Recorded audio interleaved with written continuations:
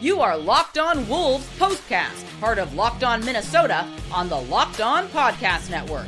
Your team every day. T-Wolves rally back from 19 down, but they run out of gas late in the fourth quarter. Stop me if you heard that before. Final score tonight versus the Hawks, 113-103. What's going on? Back in the lab. Back at it. Another T-Wolves postcast episode right here on the Locked On Sports Minnesota Network. Your team every day. Jack Borman with me as always. Give him a follow at JR Borman13. And Jack, lots to get into tonight, including just another abysmal first quarter start, plus a great showing from the Wolves bench to rally all the way back. We saw that again Saturday night. But first, quick reminder, tonight's episode brought to us by Game Time. Game Time, download the Game Time app, create an account, use code LOCKEDONNBA for $20 off your first purchase. That's LOCKEDONNBA for $20 off your first purchase. All right, man, both teams coming in desperate for a win. You know, the Hawks probably better than their record states. They were on a 3-game skid, Wolves on a 2-game skid. And just kind of like Saturday night versus Golden State, the Wolves come out and they just get manhandled in the first quarter. I mean, dug themselves in this 19-point deficit. Then the bench comes alive. They kind of get them back into it, rally them back a little bit. They show a little bit of a pulse, if you will. They end up rallying all the way back. They take the lead. Naz Reid, by the way, we'll get into it. Monster night, 23 points. But then just like Saturday, it's like we've seen this movie. Once it gets into late crunch time situation, they just ran out of gas. 117-104 your final. T-Wolves dropped to 14-14 on the year. They are now a 500 ball club. Let's just start in the first quarter, if you will, and kind of we'll just work our way to the end. Like, what happened so early on to dig themselves in such a big hole? And were there any common denominators you saw from the Golden State game when they did pretty much the same thing?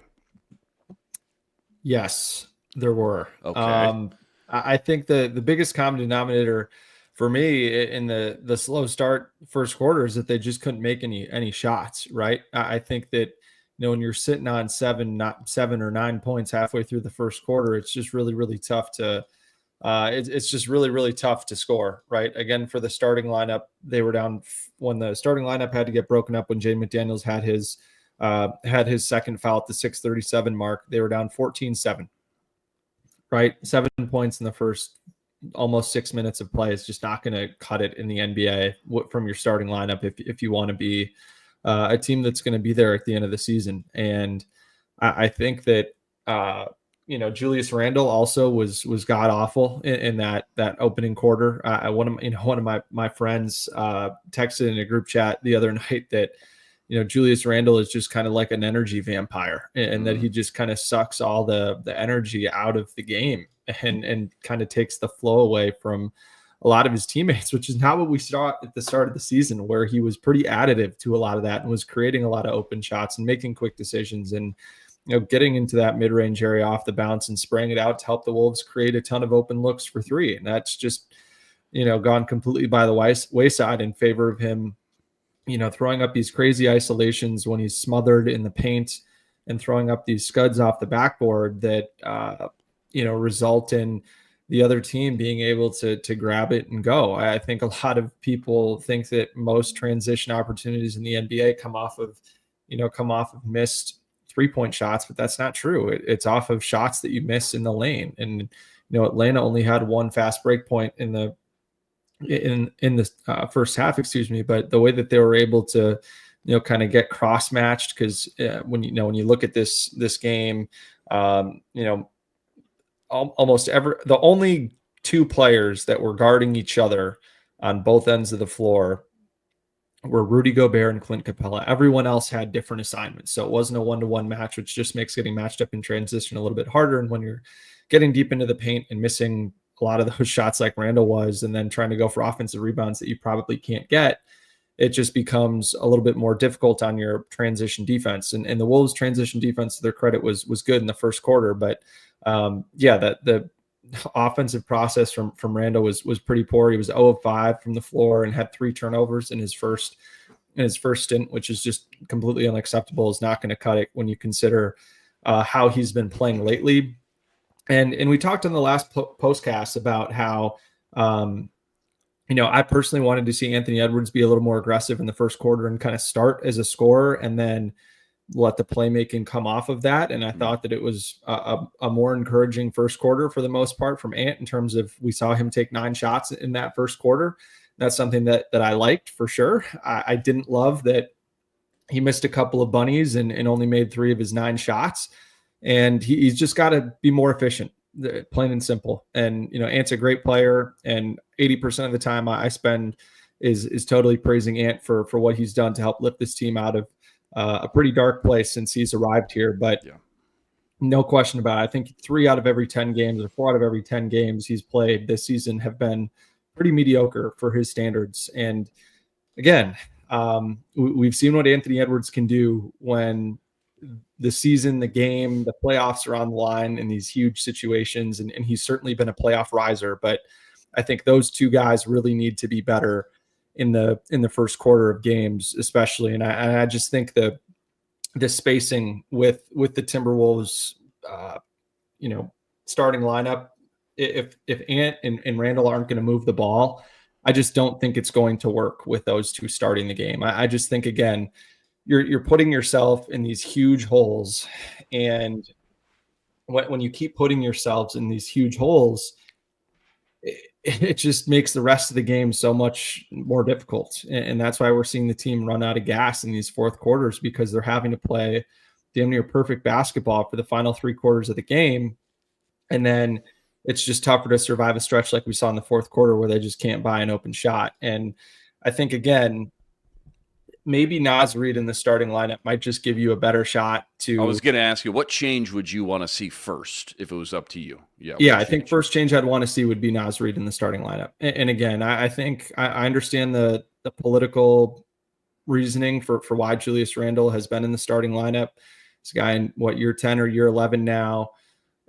You want to make sure that you're somehow trying to thread the needle of keeping Randle engaged and not losing Randle in terms of, if he gets benched and mentally maybe just isn't there all the way, playing on an expiring contract, while also, so that's one side of it. And you want to keep him engaged, and you also want to keep him playing well enough so that if you do end up wanting to pivot off of Julius Randle and make a trade at some point in the next, 6 weeks here, that he's not just checked out and playing poor basketball, and you're not going to be able to get any type of return. But you also don't want to keep Julius Randle in the starting lineup or keep him as, with such a long leash that it's kind of stunting the development of Anthony Edwards or Jaden McDaniels or Naz Reid or Rob Dillingham or any of those players, and keeping this team from where they need to be. Because ultimately, I think that's where we're getting right now, is that I think he's holding back some of his teammates from playing better. And that's unfortunate, no question about it. But I also think that Julius Randle played a lot better when he played in those more 5-out centric lineups with that second unit that we saw with Nikhil, Dante, Josh Minot, who's tremendous tonight. We'll talk a little bit about him later. And then Naz Reid. And I think, again, like if you had Julius Randle come off the bench and you had him basically coming into the game when Naz does now, and have him come in alongside Nikhil and Dante and have him take Rudy out of the game in the first quarter of the game, I think that allowing him to attack backup fives or just playing a more 5-out lineup, and then you get maybe 2 or 3 minutes of Ant and him together towards the back half of the first quarter, where there's just a little bit more space and ball movement for all of them to operate. Like, I think benching Julius Randle would honestly be a good thing for Julius Randle, and that it would give him more advantageous situations to attack in. It would help Ant have a little bit more spacing early on. I think it would help the defense get off to a little bit better of a start. By the way, Chris Finch, I don't care what the Timberwolves record is, he's not going to get fired this season. Like anyone calling for Chris Finch to get fired, the Timberwolves could lose 20 of their next 30 games. He's not going to get fired. Detroit Pistons last year. He ain't going anywhere. That's what you're saying. Yeah, I just think that move would help everybody involved. And then again, I think if, then you can play whoever closes is, if Randall's having a great game, playing way better than Naz, you can do that. But otherwise, I would try to prioritize the guy that you're going to have here for hopefully the rest of his career, instead of instead of a guy that's probably not going to be here in 6 weeks. Yeah, so. we get a lot of good points there. Great breakdown per usual. We got to go to segment 2, but just real quick, at what point does it not matter what kind of value you're getting for Julius Randle? You were in the Western Conference Finals last year. This team is built to win now, even after this trade, and you're 14-14 now. So everybody, and I was on that side of the fence too. Like, maybe they're just trying to make sure when they move him, if they move him, his value's still good. At what point are we just nickel and diming this value here? And at what point is just like, dude, it just doesn't matter. Maybe we get fleeced on the trade, but sometimes you just got to call a loss and just move on and try to salvage the rest of the season. Do you know what I'm saying? Yeah, I totally know what you're saying, and I think we've arrived at that point. Okay. And if the Timberwolves get blown out on Christmas Day against Dallas, same team they played in the Western Conference Finals last year, Dallas is trending totally up right now, 9-2 in their last 11. Probably going to beat Portland tonight and make it 10-2 in their last 12. And the Timberwolves 4-game losing streak, drop below 500. I mean, it's right. Looking like that, right. And I think we're just kind of getting to the point now where the sample size is large enough of not only Randle just not necessarily playing well. Not playing well is one thing, but clearly not being locked in at all on defense, not giving much effort is another thing. And I don't think that guys on this team do well with seeing guys that don't really want to play hard on that end of the floor. Because I think even though Karl had his shortcomings defensively, I do think that Karl tried, and it was evident that he was trying. I don't think there were a lot of plays where it was just Karl not trying or is, not trying to communicate with his teammates, whatever the case may be. It wasn't an effort thing. No, correct. No, for sure. Great breakdown there. Plenty more deep dive from this one. Let's talk about the bench coming to life as of late. DiVincenzo, and Naz Reid, 23 points tonight. That's all coming up right after this. Quick reminder, tonight's episode brought to us by FanDuel. FanDuel, America's #1 sportsbook and official sportsbook partner of the NBA. Right now, FanDuel is giving you a chance at a huge return, monster return, best promo I've seen all year. $250 in bonus bets guaranteed when you win your first $5 wager. You know, with FanDuel, when you get the hunch in the middle of the game, you can go check out the latest stats. You can view live play-by-play and so much more, all on the same page where you place your bets. Again, $250 in bonus bets guaranteed when you win your first $5 bet. Go check it all out over at FanDuel.com. Get in on some NBA future action while you're there. Anthony Edwards MVP odds, they're dropping. Now they're down to 18-1. Maybe that's some good value. I don't know. It's all sitting up over at FanDuel.com. Again, check it all out over at FanDuel.com and get $250 in bonus bets guaranteed when you win your first $5 wager. FanDuel, America's #1 sportsbook and official sportsbook partner of the NBA.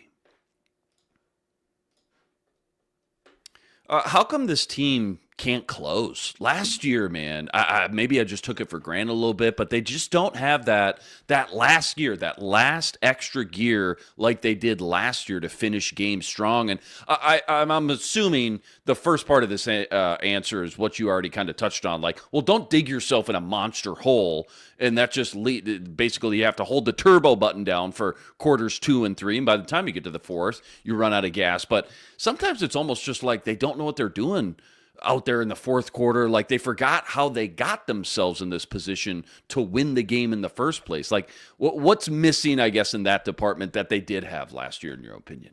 Yeah, I just think that they had a better understanding of how to play with one another offensively. No question about it. And they won a lot of really close games and played in the clutch quite a bit last season. And I think that certainly helped, just kind of, fire sharpening the iron a little bit. But part of it too is just that Anthony Edwards has been pressing. If we want to just get into what happened in the fourth quarter, the Wolves started 1 of 8 from the floor in the fourth, while the Hawks started 3 of 3 from 3. And real that quick, 1 of 8, I just got to say this real quick. How about the way the third quarter ended? Naz Reid, great dunk in transition, and then I mean, just a Hail Mary alley-oop with 1 second left. I mean, sure, maybe that momentum wasn't enough to get to the point where we got 117-104, but it was a little momentum and a kick in the gut for the Wolves right at the end there. Totally. And I think after the way the fourth quarter went, you think about it a little more, right? And it's so many of those plays we've seen from the Timberwolves the last few years, so they just struggle to close quarters. But again, Timberwolves start 1 of 8 from the floor, 0 of 5 from 3, while the Hawks were 3 of 3 from 3. All 5 of those looks from 3 were fantastic looks. The Timberwolves had great ball movement in the early part of the fourth quarter. They were riding that lineup that they rode, bridging the first and second quarters in the first half with DiVincenzo, Minot, Randle, and Reed, which was a +7 in the first half, and they were -3 in about 5 minutes and change in the second half, bridging the third and fourth quarters. They just couldn't buy a shot, right? And I think it was just part of a longer problem for the Timberwolves in the second half, and that they were 11 of 25 from 3, 44% in the first half, but just 3 of 18, 17% in the second half. And so then I think you get to that point where you're down 5 or down 6, and then, Ant comes in and Ant just really starts pressing. Yeah. And the Timberwolves didn't have much flow. It was just kind of Ant dancing with the ball. A lot of people holding the ball for 3, 4, 5, 6 seconds at a time. Maybe, Gobert setting a screen that Ant doesn't do a whole lot with. And then he's isolation, step back 3-pointer, something like that. And the Timberwolves had 6 turnovers in the fourth quarter. Randle had 3 in the fourth quarter alone. I think he had 3 in the first quarter, 3 in the fourth quarter. He had 7 turnovers tonight. Part of the Timberwolves having 21 turnovers for 26 Knicks points, 26 Hawks points. Reading that comment there got me a little bit, but and then defensively they just couldn't avoid fouling the Hawks. And I think when the Hawks are getting these easy buckets and making threes, I think it just adds weight to every single offensive possession. It just feels like Ant. I don't want to psychoanalyze him, but it does feel like he's kind of thinking, all right, I need to take control of this game, or I need to be the guy here, which is, admirable. And that I think he wants to give his team a spark. He wants to be the guy that can help, bring them out of the hole. But it's just got to be frustrating for him, when there's just not a whole lot of spacing to go around. And, he probably feels a little bit discouraged and doesn't maybe try to drive quite as much as he should. But I think the Timberwolves showed in that third quarter that, hey, when you move the ball, even with the starting lineup, when you move the ball, guys around Ant move without the basketball. Ant himself moves without the basketball. Good things can happen offensively. And I think for the Timberwolves, what's got to be frustrating for fans watching is they've proven that they can do it. And then it's just in the fourth quarter, I don't know what it is. If everybody just gets tight, they just aren't making shots that they generate that are good open shots. And, they're just generating those shots at probably a lower rate than they are in other quarters. And I think a lot of that has to do with the way that their star is playing in the fourth quarter, and they take after him. And Ant's just got to be better, plain and simple. He's got to find more ways to weaponize Rudy Gobert on the roll too, for Rudy Gobert to only have 2 points on 4 shot attempts. I understand that Rudy Gobert is not a guy that's going to create a lot of his own offense outside of, putbacks on the offensive glass, but Anthony Edwards has to be better at finding Rudy Gobert when he's open on the roll. I will continue to sit here and say this time and time again, because Rudy Gobert is a legitimate weapon on the offensive end of the floor. If you know how to use him, you know how to look for him, and for him to only have 2 points is really tough. And I don't think a ton of that is on Rudy Gobert necessarily. I just think it's got to be more on them finding other ways to get him the basketball. And last year, what would happen is if it wasn't there for Ant making the pass on the pick and roll, it would be, him making that V pass that we saw where he'd pass it to Slow-Mo or Cat in the slot.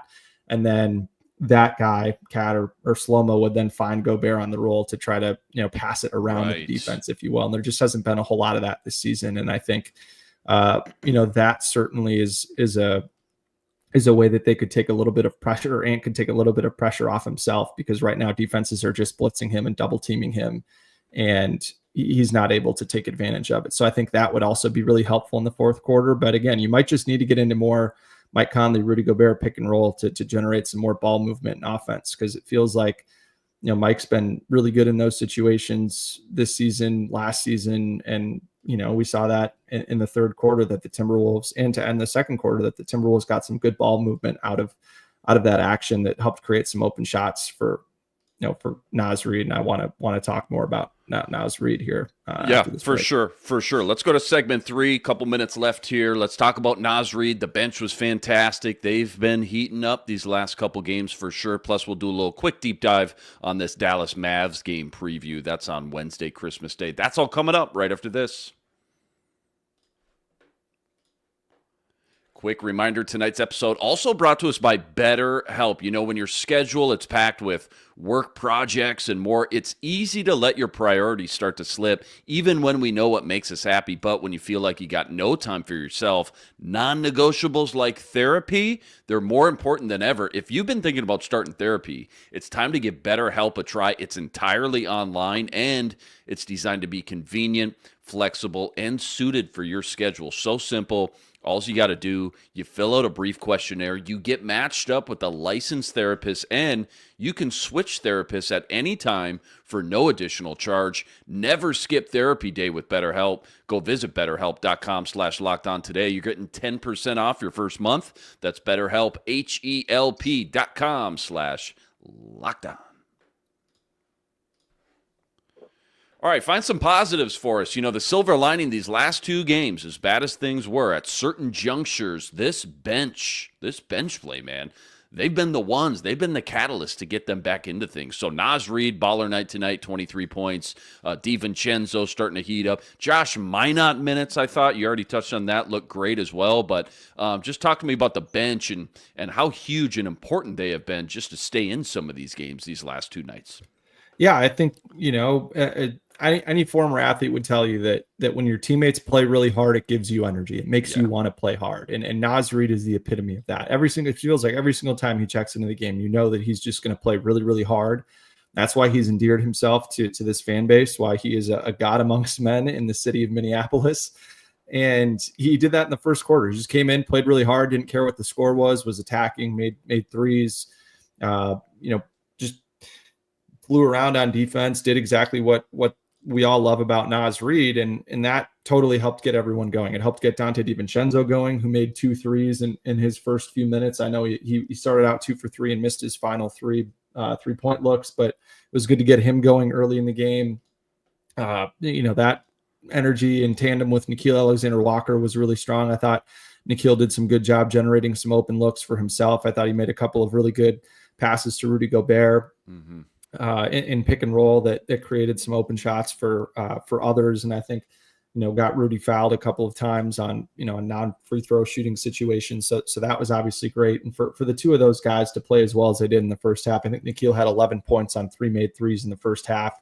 Nickeil finished with 11 points and 4 assists, couldn't get a couple of wide open threes to go in the fourth quarter. Neither of them could, which was unfortunate. But I just thought that, again, playing really hard on an every night basis in the NBA is a skill, and those 2 guys are absolutely elite at it. And the Wolves are fortunate that they have 2 guys like that off the bench to pick them up, because it would be pretty ugly for this team right now if they didn't. And for the bench as a whole, they scored 50 points, which is excellent. They still couldn't quite edge out a Hawks team that's 3rd in the league this year in bench points. Atlanta had 52, but I also want to call out one other thing about Nickeil that was excellent. I thought that he did a tremendous job on Trae Young, especially in the second and third quarters when Jaden McDaniels was in foul trouble. And I think just kind of ticky-tack fouls again by Jaden early on. Is that how much does that frustrate you? You're just kind of used to it. I think it's frustrating, especially for a guy like Trae Young, because he does a lot of just grifty things that aren't really basketball plays to try to draw fouls, which is pretty unfortunate when you're a fan of the Timberwolves, knowing how good Jaden McDaniels is and knowing how important he is to the defense. But I actually think Nickeil Alexander-Walker throughout his tenure as a Timberwolf has actually been better at guarding some of these smaller, quicker guards like Trae Young. And again, in the second quarter when the Wolves were making their run, the Hawks were 2 of 14 on non-Garrison Matthews 3-point attempts in the first 10 minutes of that quarter. A lot of that was because they just mucked it up in the half court. Nickeil had a lot to do with that.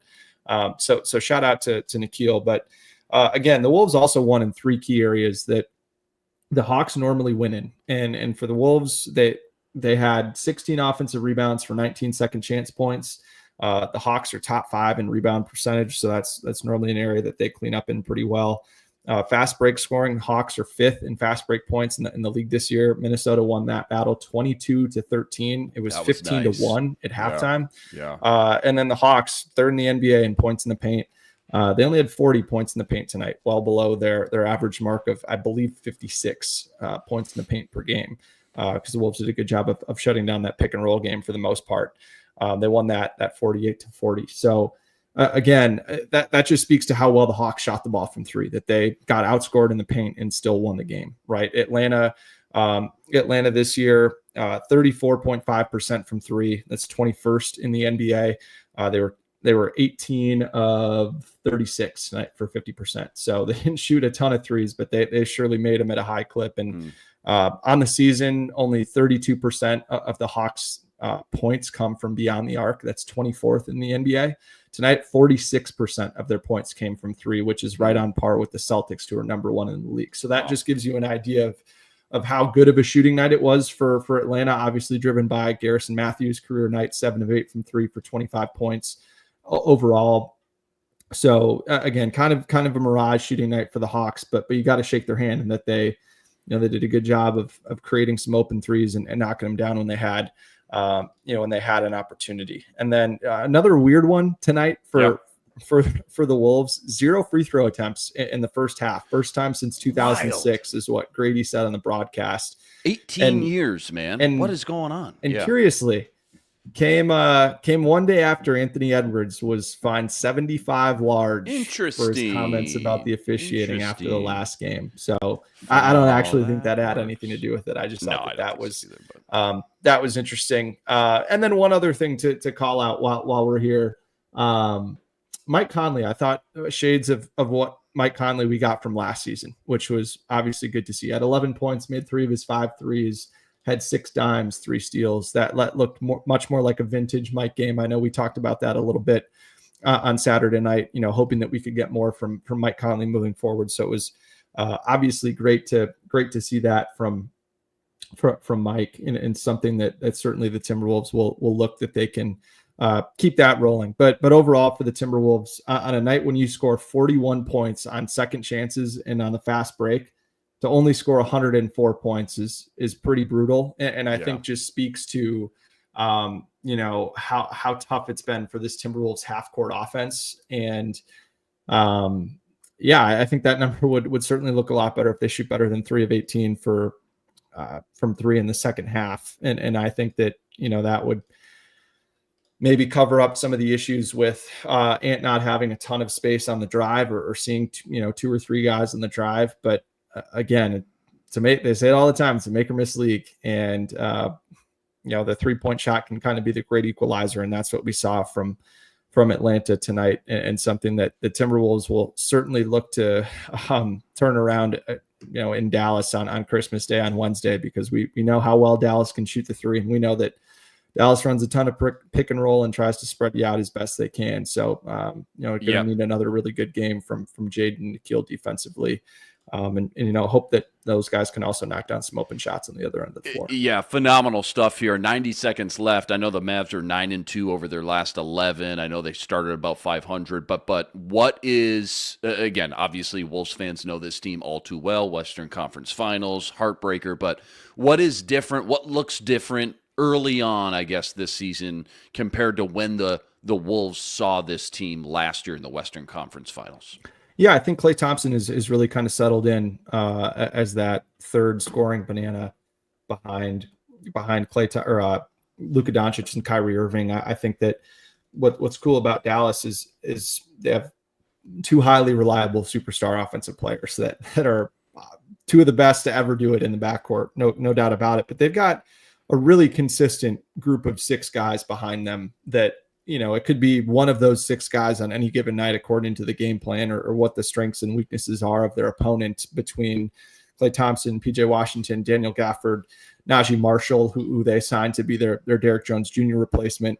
And then obviously Derek Lively as well. But Quentin Grimes is a guy that I think has been a really under the radar addition from them. They got in a trade from the Pistons, but he's been a really good 3-point shooter. And on nights when Kyrie or Luka hasn't played, or really any of the other 5 guys that I just mentioned behind those two, he's really stepped up. He's had a couple of huge scoring nights for them, and is certainly a guy that the Wolves are going to have to pay attention to, because if the Timberwolves kind of roll out that strategy again of trying to force someone other than Luka and Kyrie to beat them, I think he's certainly a guy that I would not be surprised if, he saw 2 or 3 open 3-point shots early in the game, that he would be someone that certainly can get off and get going. And you're looking at the box score all of a sudden and you're thinking, oh my gosh, how does this guy have 20, 25 points? Right.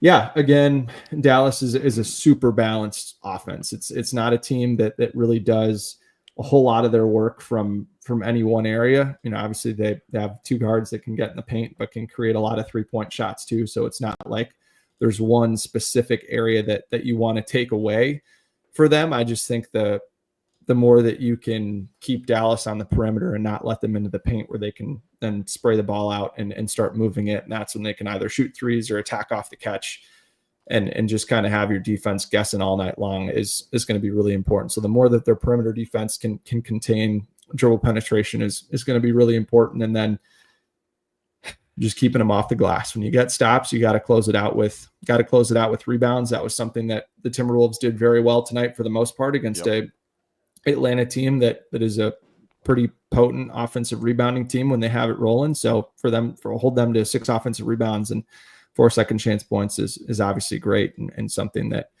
they're going to need to do once again against Dallas. So again, they won 41-17 in that second chance points plus offensive rebound combined points battle. And that's an area that if they do that well again on Wednesday against Dallas, I like their chances to at least keep it pretty competitive. But again, this is a Dallas team that I think certainly has had the Timberwolves number, and it's on the Timberwolves to just like we said on Saturday, if you show up and you play really hard, anything can happen. And if they can show up and play really hard and keep it close in the first quarter, not prevent themselves from digging a huge hole that's really tough to climb out of against a Dallas team that's in a different class than this Atlanta team, that's certainly going to be step number 1. And then if they can do that, then we'll see what happens. Yeah, huge game Christmas Day. Great stuff tonight, man, as always. Wolves dropped their 3rd in a row. Final score tonight, 117-104. They dropped to 14-14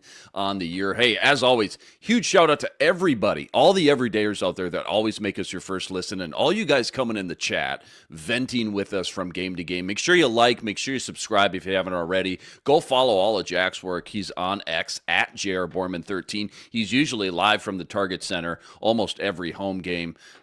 Wolves at Dallas, Christmas Day, 2:30 p.m. tip-off. Catch you right here, same time, same place. 1:30 Central. Is it 1:30? 1:30 Central. Okay. I took a stab and I missed. 1:30 tip-off. Catch you right here, same time, same place. But until then, signing